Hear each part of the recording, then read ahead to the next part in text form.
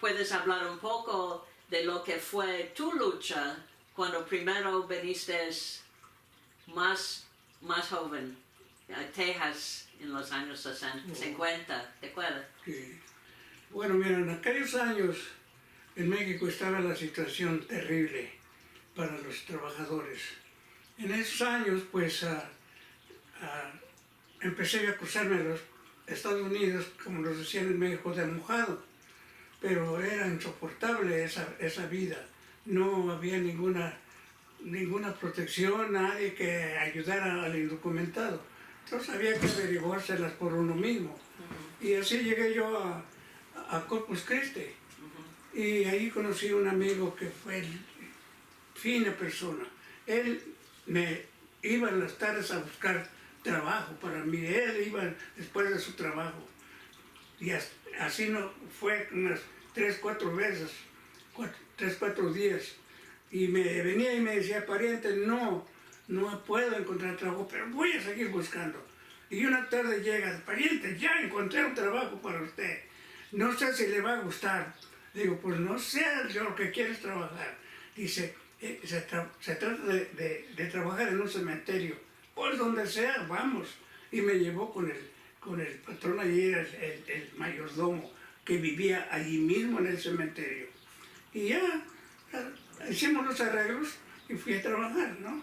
Entonces, el patrón estaba muy contento. Pues yo era un trabajador 100%, ¿no? De cualquier trabajo.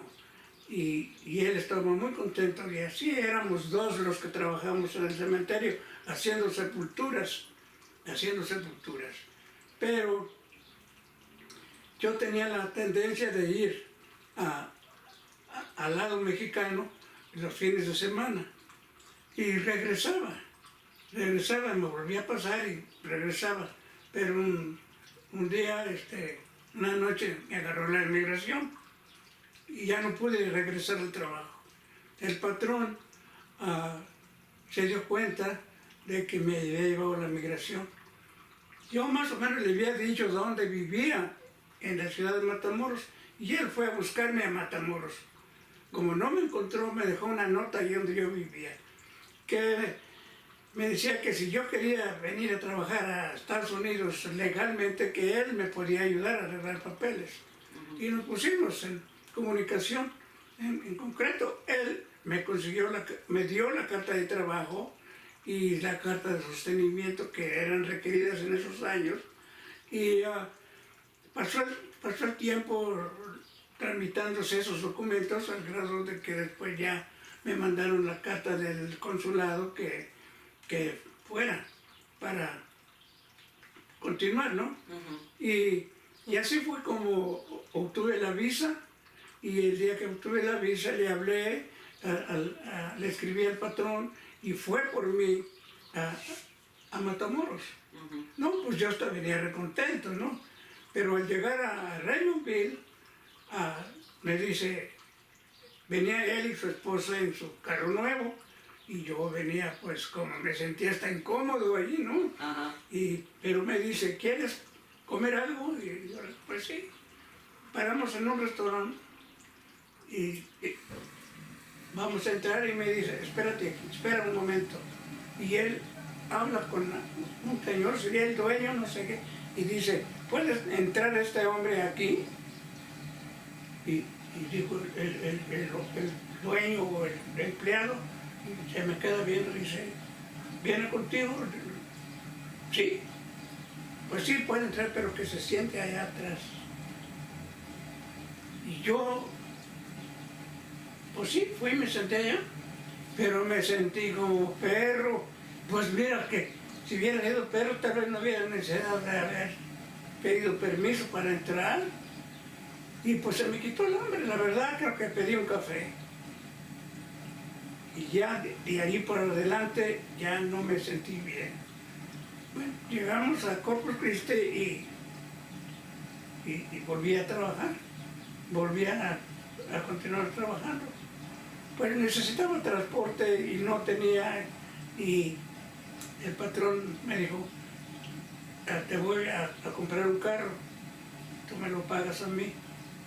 Le digo, sí, fue y compró un carrito, pero lo compró a su nombre, o sea, el carro era de él, pero yo lo estaba pagando. Bueno, al fin lo acabé de pagar. Cuando lo acabo de pagar, pues, caramba, no me estaba pagando lo que él había ofrecido pagarme en la carta. El caso es que me pagaba $35 por semana Ajá. para pagar la renta donde vivía, pagar los gastos, vaya, y la comida no me completaba para nada. Pasa un año y le digo, hablé con él y le digo, mire, Mr. Green, se apellida Green, digo, Mr. Green, quisiera que si pudiera aumentarme un poquito más, porque no completo, y para vivir. Pero si no puede, pues entonces voy a buscar un trabajito extra. Después del trabajo aquí voy a trabajar en otra cosa. Y él me corta la palabra y me dice, no, tú no vas a buscar ningún trabajo. Y si me dejas el trabajo, yo te quito los papeles y te entrego a la migración. Oye, yo batallé para pedir el salario y el aumento y esas cosas, pero cuando me dice eso, me salieron las palabras rápido. Y yo le digo, mira, ahí está tu paga, no vuelvo a trabajar contigo ni un minuto más. Y me quitas los papeles si quieres, si puedes, pero no vuelvo a trabajar. Me había dado el cheque porque era el día de pago y por eso estaba hablando con él también. Me fui.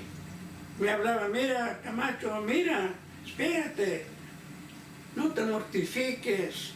Yo no lo digo en serio, me decía, pues yo sí lo digo en serio. Y me fui. Y hasta este día nunca más volví a saber de él. De allí me fui a las pizcas de algodón. Me iba peor. Allí era un robo descarado. No solamente para mí, para todos. Los contratistas de plano le decían a uno, la romana está alterada. Si te gusta, bien, y si no, se pueden ir. Que se van ustedes, pero llegan otros. Y piscan una pesada de algodón, no les gusta, se van, pero llegan otros. Y así yo hago mi trabajo. Y eso era donde quiera. Así me vine para California, allá para el Valle de Coachella. Era igual. Y decía, pero qué suerte la mía, que nomás todos los patrones que encuentro son los malos. Tengo que buscar un patrón bueno, como me platican a mí otros que tienen buenos patrones, yo no puedo. Pues me vine para acá, anduve por allá por San José, por otros lugares, piscando fruta, peras, ciruelas y todas las cosas, pero lo mismo. Me regreso a Coachella, batallaba, fui a trabajar en una tortillería, pero donde quiera eran malas las condiciones. Llego aquí, a Releno, me emborraché allí en una cantina, me hice de unas amistades allí, pregunto por trabajo y me dicen unos trabajadores, si nos da raite, te llevamos a trabajar donde nosotros trabajamos, a pescar fresa. Pues a pescar fresa vamos. Pero pues era igual las condiciones. Y así estuve trabajando por aquí, por allí, al fin conseguí trabajo en los Rosales, con los agricultores, productores de rosas. Y allí fui a trabajar. Ese trabajo no se lo recomiendo a nadie. Allí dejas toda la energía que tengas. Ahí trabajé. Pero no me gustaron las condiciones y un día dejé el trabajo y me fui a buscar otro. Llega el patrón y dice, ¿dónde está Camacho, que no lo veo? Yo, pues se fue, ya no le gusta trabajar aquí, dijeron otros. ¿Para dónde? Pues ahí se fue aquí, ver a por allá. Y se fue el patrón y me encontró. ¿Qué pasó contigo? ¿Por qué me dejas el trabajo? Porque me pagan muy poco, a otros les pagas unos 20 y a mí me pagan 90 centavos. Vamos, vete, te voy a pagar lo mismo, pero no le digas a nadie.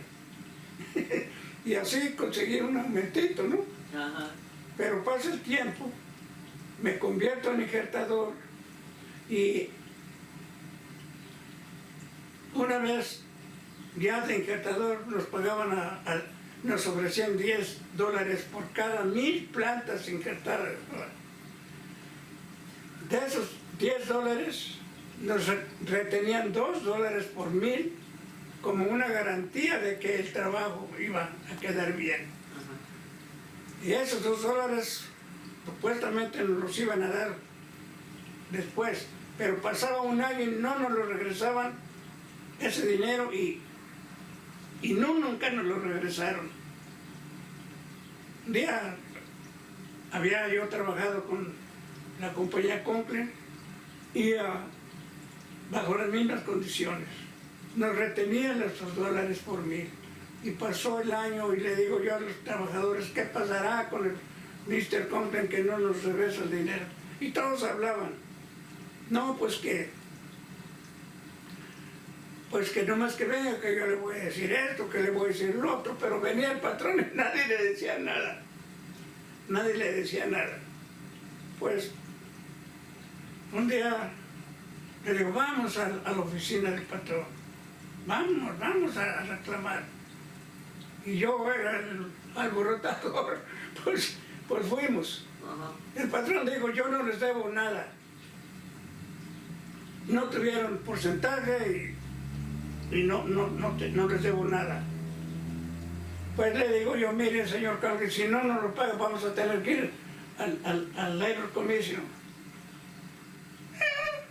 Vayan. Y se reía y ya vayan. Y yo les digo a mis compañeros, vamos mañana, vamos. A ver qué sirve. Pues otro día nadie quiso ir, nadie.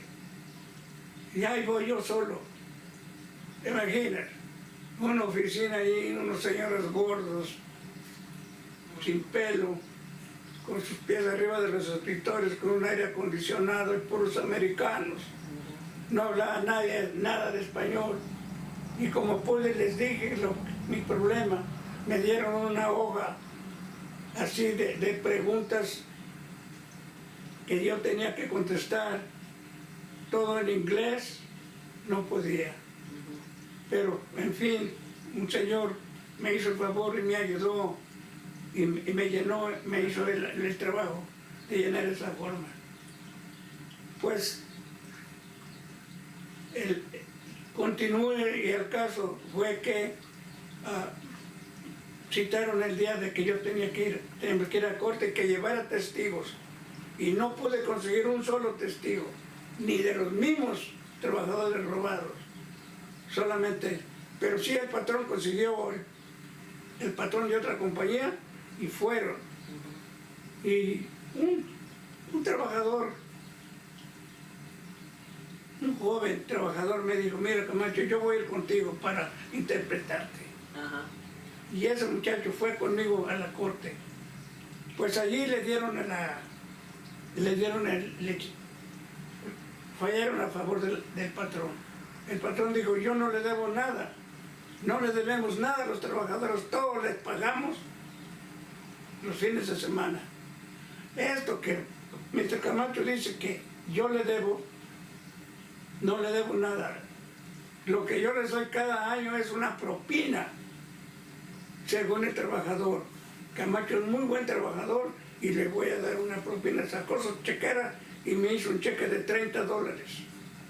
Era una propina. Qué buena. Yo me enojé, rompí el cheque, lo hice bola y lo tiré al piso. El juez dice, ustedes, los trabajadores, deben de estar agradecidos por tener el privilegio de tener patrones que les regalan el dinero sin haberlo ganado. Y me señalaba el cheque tirado. Y a mí yo me volví loco, les dije, ladrones, bandidos, rataron. Y el juez le dice a los policías, saquen a este hombre. Y me sacaron ahí de palomita y me tiraron en el pasto allá afuera, en la yarda. ¿Cómo te sentiste o qué pasó cuando Chávez comenzó a atacar a los indocumentados aquí en el sindicato, en el racismo en contra de los inmigrantes aquí en el sindicato? Bueno, mira, hablando de una nueva, de otra etapa de Sí, la vida, de sí. la lucha como trabajador, Sí, debido a lo anterior que estaba hablando yo del caso de la corte por mi salario robado, pues me corrieron, ya no me dieron trabajo, me pusieron bola, como dicen, bola negra, y las 5 compañías rosaleras, ninguna me dio trabajo ya. Entonces yo esperaba, yo quería hacer algo, pero ¿qué? Entonces se me ocurría la idea de organizar trabajadores para hacer algo, pero los trabajadores estaban tan intimidados. Como que no era posible. Y yo quería encontrar otro, aunque fuera, para hacer 2 y después saber qué hacer para hacer 3. Y así era como una cosa, un idealismo. Pero seguía yo. Un señor me dice, mira, en Delano hay un señor que quiere organizar campesinos. ¿Por qué no vas a hablar con él? Y me dio las señas y todo, y fui a hablar con el tal hombre y resultó ser César Chávez. Hablé con César y me dice, pues sí, yo quiero organizar campesinos. Tenemos ya una organización y estamos dispuestos a luchar por nuestros intereses como grupo como campesinos. Y me explicó en algo su programa, pero no me gustó porque el programa era dar servicio a los campesinos, servicios sociales, llenar formas, interpretar cosas así.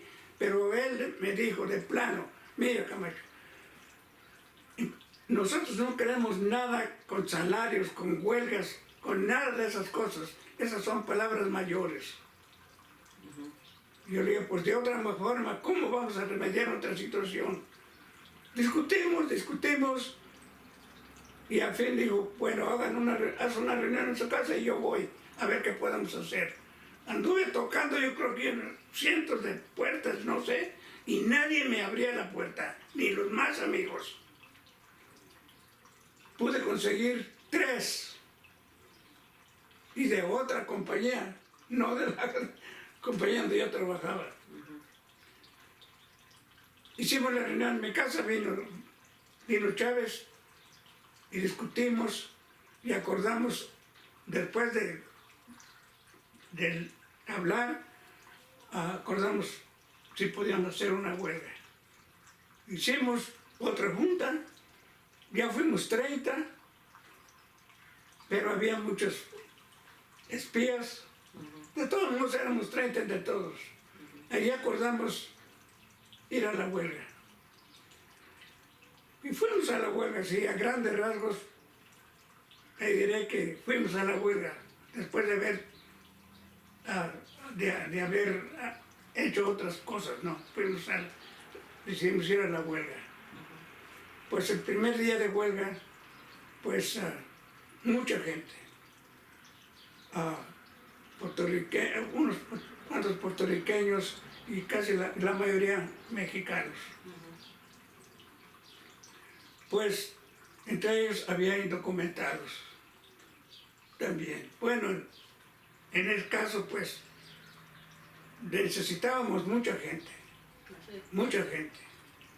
Pues el primer día de huelga a mí fue el primero que me encerraron. Me arrestó la policía, me llevó a la cárcel, porque amenacé a un esquirol y hubo un acto violento, digámoslo así. Y me arrestaron. Que fui el primero que me echaron a la cárcel. Y continuamos la lucha. Continuamos. Pero ya en el transcurso de la lucha, los filipinos habían ya declarado una huelga y ya tenían unos días en huelga los compañeros filipinos. Quisimos unirnos a su huelga, pero ellos no quisieron. Dijeron que la huelga era de ellos y ellos la iban a ganar. Eso era un error. No pudieron ganarla y perdieron. Pero nosotros habíamos ya declarado una huelga, también había 2 huelgas. El caso fue que simbólicamente, porque no fue la verdad, la realidad no fue, simbólicamente se unieron los filipinos con nosotros, unos cuantitos, eran puros viejitos en esos años, retirados, ya no trabajaban, se unieron como voluntarios, pero no era una fuerza. De todos modos seguimos. Pero los esquiroles también eran muchos. Y entre ellos pues había de todas clases. Había filipinos, de todas nacionalidades, filipinos, puertorriqueños, indocumentados mexicanos, y empezó el tironeo entre quién eran los quebrahuelgas. No, pues que son los indocumentados. No, que son esos hijos de tal que nos vienen a quebrar la huelga. No, que hay que cerrar la frontera. Y empezamos con esa política. Yo no conocía qué era racismo, vaya. Aunque lo sentía, pero no sabía que así se llamaba, que era racismo. Yo no conocía de lucha, yo estaba aprendiendo la lucha. Y pues poco a poco yo fui entendiendo la cuestión del por qué se llama racismo, esa cuestión. Y pues empezamos a tener problemas, primero por sostener a los huelguistas con comida, con los gastos de los biles de las casas, de pagos de carros, de esto y el otro, y si estaban en huelga pues no iban a poder pagar, hacer esos pagos. Entonces tuvieron que regresar a trabajar ya como esquiroles. Y eso pues como que se iba debilitando la cosa. Yo como tomé la cosa muy en serio, pues era seria la cosa, no era cuestión de nomás tomarla, era seria la cosa. Entonces en la línea de guardia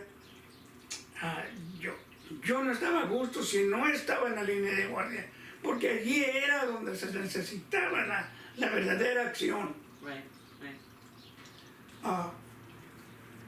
Chávez, y estando yo como capitán de la línea de guardia, no dejaba entrar a nadie,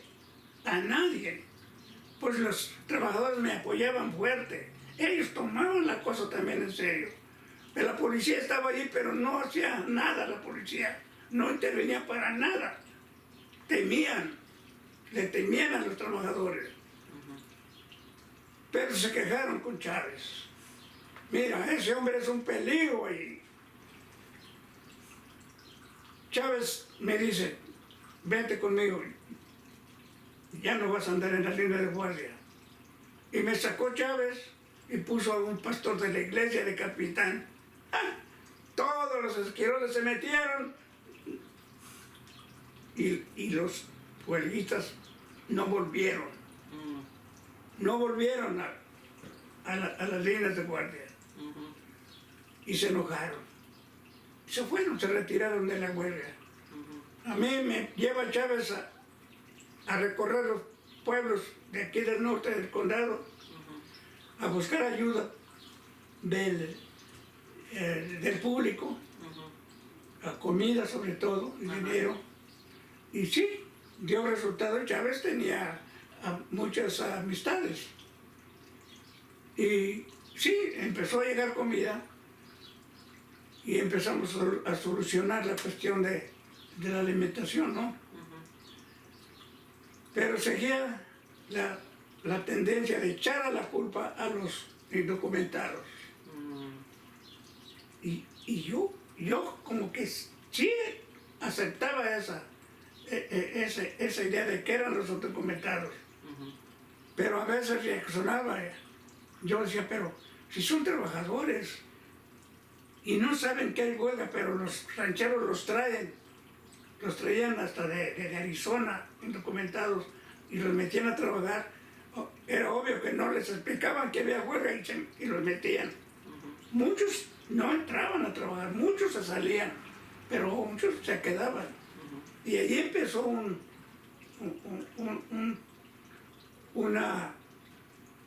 que se generalizó aquí la idea de que eran los indocumentados los que quebraban la huelga. Y no era eso, eran también los residentes. Ajá. Ciudadanos y no ciudadanos, andaban todos al agua revuelta, ganancia de pescadores, decían, pues ahorita hay trabajo, pagan bien porque aumentaron los salarios. A los esquiroles, right. Yeah. Pues así iban pasando los días, pasó los primeros meses, años, y la lucha no cambiaba, no había progreso. La iglesia no nos apoyaba, nos daban la contra porque decían que éramos comunistas. Así es que había políticos, no nos apoyaban porque éramos comunistas, decían. Al pasar más tiempo, ya después empezamos Chávez con la política de hacer protestas frente a las oficinas de migración en Bakersfield, a exigirles que sacaran los indocumentados como responsables de que no podíamos nosotros ganar nuestra huelga. Y la inmigración como que no oía, porque le convenía que si había esquiroles indocumentados, pues les convenía apoyar a los rancheros, dejándoles los indocumentados ahí como esquiroles.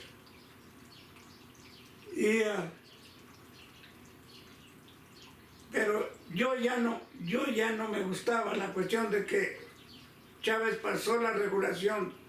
Todos los huelguistas deben de traer nombres y domicilios de indocumentados para que el comité de huelga les eche la inmigración. Y así llegaban cientos de nombres y domicilios de indocumentados. Wow. A mí me cabe la satisfacción de que yo nunca quise dar nombre, ni un nombre, ni un domicilio.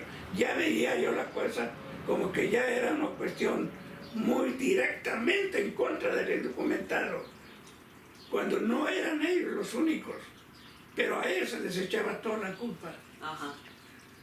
Y así hubo muchas protestas en frente de las oficinas de migración en Bakersfield. Y era una lucha así, ¿no? De racismo. Continuando con la política de echarle la culpa a los indocumentados, Chávez se puso en comunicación con Bert Corona y hubo una entrevista con la televisión en Los Ángeles. Yo fui con Chávez y allí Chávez en su declaración que hizo ante la cámara dijo que había que cerrar la frontera para no dejar pasar al indocumentado. Eso no se llevó a cabo, pero sí seguía, eso se seguía discutiendo, ¿no? Ya cuando se firman los contratos,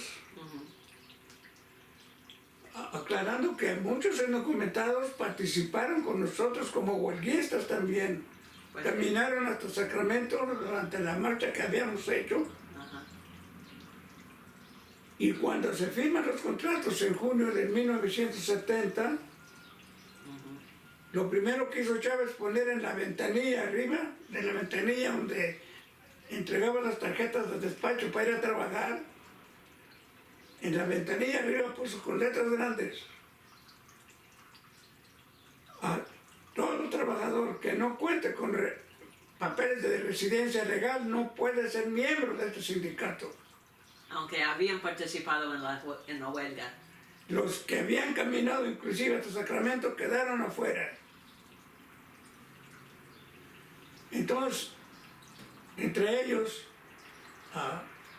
pues había muchos indocumentados y otros que esperaban mejores condiciones y aunque eran de aquí, pues no estaban muy tampoco de acuerdo con eso, ¿no? Ajá. Y continuando, porque eso no paró allí, cuando viene otro vuelo, cuando se vencen los contratos y no quieren firmar otra vez los rancheros en los contratos, Otra huelga. tuvimos que estallar otra huelga. Right. Y como seguía la creencia de que eran los indocumentados, Chávez puso en la frontera se llamó la línea mojada. Cada tanto de distancia ponía una caseta, carpas con lona, con miembros de la Unión, para ayudar a la migración a detener los indocumentados. Y en esa acción, pues yo no participé, yo no quise ir a esa línea mojada, pero sabía cómo estaba funcionando. Golpeaban a muchos indocumentados. Y eso se publicó hasta en los periódicos. El New York Times Yeah, sí. se publicó eso. Sí. El caso que, simbólicamente o no, allí estaba la mejor prueba de cómo el sindicato adoptó una posición muy racista en contra del indocumentado. Y pues eso afectaba mucho el movimiento. No sé si tienes algo. Bueno, yo creo que lo interesante para mí es de que eso sí, bueno, como dijiste, lo publicaron en el New York Times. No es solamente la palabra de una u otra persona que no vio, sino de que eso es bien sabido, de que bien se sabe de que eso pasó, ¿verdad? Pero yo creo que mucha gente ignora eso y cuando hablan de Chávez nunca mencionan eso, sino que lo tienen, solo lo pintan de, bueno, cuando yo fui, como te dije, cuando yo fui a la universidad a hacer mis investigaciones sobre todo aquello, el profesor me dijo, Chávez es terreno sagrado. No podemos hablar de sus errores, sus faltas, ni nada de eso. ¿Por qué crees tú que nunca quieren hablar de esas cosas? Bueno, mira, una fue, a ver, cuando Robert Kennedy andaba como candidato para presidente, Chávez fue declarado aquí representante por parte de Kennedy para la campaña. Y entonces anduvimos en Los Ángeles haciendo campaña a favor de Kennedy. Y entonces Kennedy pues tenía mucha simpatía del Partido Demócrata en California, los politiqueros, el Partido Demócrata, pues aquí vino Kennedy aquí, Adriano, y vinieron todos los politiqueros. El Kennedy Roberto vino para mostrar su apoyo al movimiento campesino. Y en esos días Chávez estaba en plena huelga de hambre. Sí. Y Kennedy vino a participar con él. Y los politiqueros estaban allí. Y eran los politiqueros los que levantaban a Chávez para impulsar el nacionalismo. Y a la vez conseguir la cantidad de votos lo más posible para Kennedy. Ajá. Es decir, ¿para qué hablar mal de Chávez? No, era un pecado hablar mal de Chávez, y Chávez era el ungido de los Kennedy. Hablar mal de Chávez era hablar mal de los Kennedy. Entonces, todo el mundo debe de callarse, y recuerden que lo que Chávez diga es ley. Y cuidado con contradecir a Chávez. Y el que no compre su retrato, su ficha, su botón, es contrario al movimiento. No, era una clase de dictadura local por parte de Chávez. Nadie podía hablar mal de Chávez por temor de que lo declararan no miembro del sindicato. Así que Chávez, el único que aclaraba las cosas era yo, y a mí me tenían un odio. Primeramente Chávez, ¿no? Y de ahí todos. Porque yo discutía mucho con Chávez. Mucho. La intromisión de la iglesia en la lucha. Religión y lucha es agua y aceite. No podíamos hacerle caso a la religión. Si le hacemos caso íbamos a desgraciarnos nosotros mismos en la lucha. Si queríamos luchar teníamos que hacernos la religión. Y si no, no íbamos a poder ir. Y aunque yo era muy creyente en esos años, yo no quería la religión dentro del movimiento, aunque yo era bien creyente. Sabía que eso no debía de estar allí. Sin embargo, ¿qué hacía Chávez? Hasta se puso en plan de huelga de hambre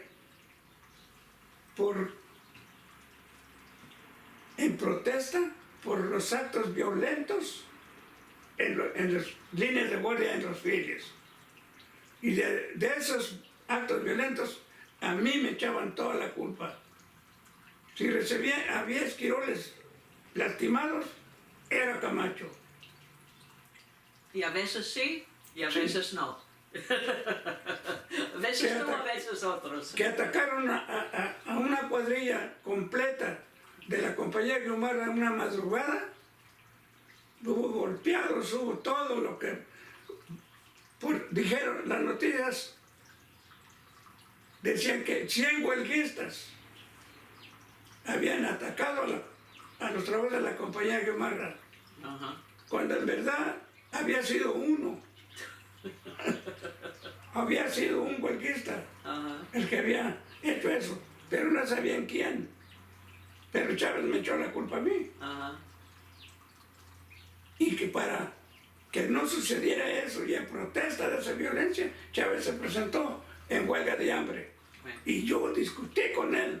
Yo no estaba de acuerdo con su huelga de hambre. Porque si él estaba en contra de los actos supuestamente violentos en el campo, no estaba solo frenando la lucha, sino que la estaba castrando, quitándole lo más fuerte. La forma mejor y más fuerte de luchar. Y no se podía dejar la lucha militante en los fieles y participar de rodillas allá en los 40 acres, porque en las misas que hacían los curas. Porque ni éramos religiosos ni éramos huelguistas. Andábamos allí nomás haciendo locos. Porque eso era lo que la iglesia quería. Cuando Chávez hizo una declaración como anticomunista en los 68 por medio del periódico El Malcriado, Y textualmente decía el periódico, la Unión de Campesinos le da $10,000 a quien denuncia a otro que diga que Chávez es comunista. Esa era una declaración como anticomunista. Right. ¿Ves? Yo por el otro lado, yo no era un comunista, pero decían que sí era un comunista, porque mis acciones no podían ser otra cosa. Y yo decía, bueno, pues si esto es comunismo, pues yo seré comunista. Y me declaré comunista públicamente. Públicamente me declaré comunista, sin siquiera saber un poco, algo, mejor dicho, lo suficiente para declararme un comunista, pero a la vez yo acusaba a Chávez de ser un anticomunista y aclaraba qué era un comunista y quién era un anticomunista. Y eso la gente lo agarró, pero muy bien. Si el Camacho se declara comunista, se aclara su posición, pero Chávez no dice nada referente a la acusación que el Camacho le hace como anticomunista y antiobrero, porque nunca contestó. Entonces, ¿qué? Yo tenía simpatía con la gente, con los trabajadores, y aunque Chávez trató de echarme encima la gente, sí lo logró. Pero después la gente reaccionó y volvía a tener la misma influencia. Y después, pues, inclusive me hice miembro del Partido Comunista, expandí las ideas aquí, distribuí la literatura, hicimos marchas por el 1 de mayo a nombre del Partido Comunista. Yo no anduve escondiéndome, para nada, ni anduve ocultando nada. Y así es que me consideraban un elemento contrario a Chávez, no contrario al movimiento, contrario a Chávez.